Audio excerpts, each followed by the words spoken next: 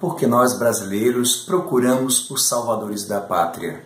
Ao menor sinal de fumaça, de ingovernabilidade, de não sustentação de um governo, na iminência de uma eleição, na antecipação de uma eleição, nós já estamos colocando a mente para procurar características de pessoas que seriam suficientes para resolver problemas brasileiros ou que convenceriam nossos colegas de que eles têm as características necessárias. Normalmente uma firmeza, uma atitude de decisão ou, que é mais constante nos últimos anos, um caráter de pureza do qual nos livraria, nos purgaria da corrupção existente no país.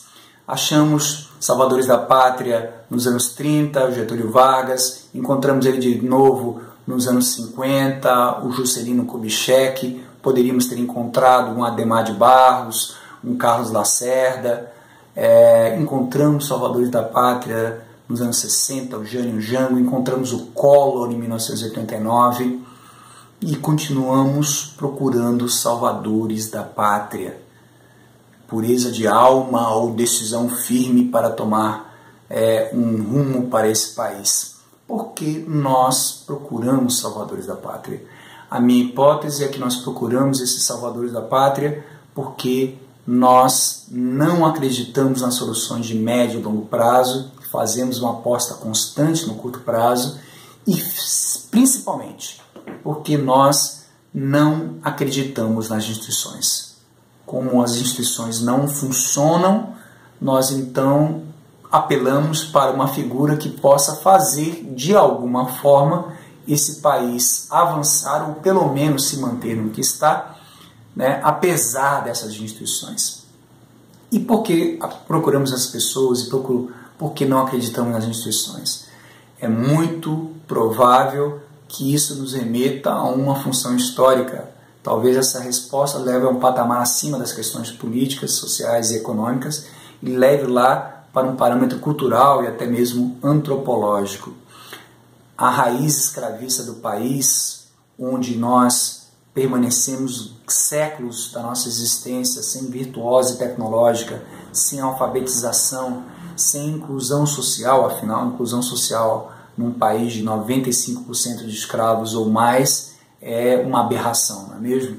Então, esse país tem que andar mesmo assim. As cortes portuguesas recusavam em casar suas filhas com os ricos burgueses brasileiros, senhores de engenho, porque eram analfabetos, burros, apesar da riqueza que tinham, Isso caía muito mal na aristocracia europeia. E, portanto, nem nosso conjunto de lideranças empresariais tem produzido líderes que, de fato, nos convençam ou que gerem uma virtuose tecnológica, uma existência de novos produtos, novos processos produtivos, ou uma liderança baseada na formação, na qualificação do capital humano. Essa é uma tradição secular brasileira. Então nós rejeitamos diversos tipos de liderança brasileiros e apostamos em grandes salvadores e apostamos em salvadores contra as instituições. Então, quando nós pensamos num caso particular, que é da política brasileira, ele é um caso particular de reforma das instituições brasileiras. Essa mesma que a gente não bota muita fé. Mas esse canal pretende nessa série, uma série que trata e está a favor de uma reforma política no Brasil, não uma reforma para viabilizar o candidato A ou B, como está acontecendo aí nesses momentos, tá certo? E nem para solucionar um problema de governabilidade conjuntural. Em 2013 houve um problema, se pensou em reforma política, se engavetou. Houve impeachment em 2016, se cogitou reforma política e engavetou. Agora há novamente um problema com o ex-vice-presidente que ganhou de presente o cargo de presidente e chefe do executivo.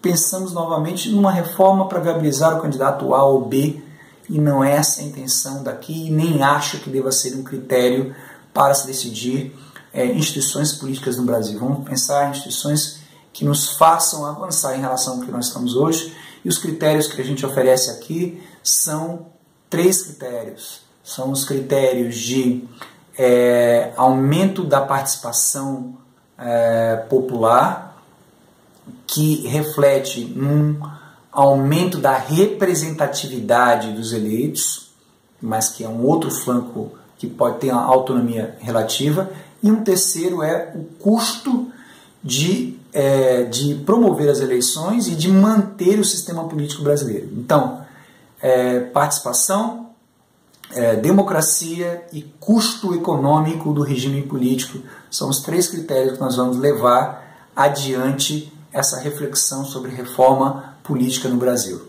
Um prazer estar com vocês nesse momento. Vamos às próximas ocasiões. Até lá, um abraço.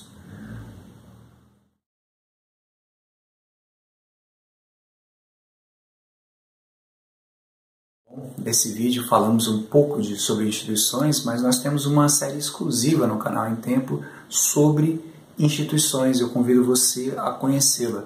E também conheça as outras séries sobre assuntos econômicos e políticos do canal Em Tempo, como a reforma da Previdência, a reforma trabalhista, e elas estão disponíveis aí a serem acessados.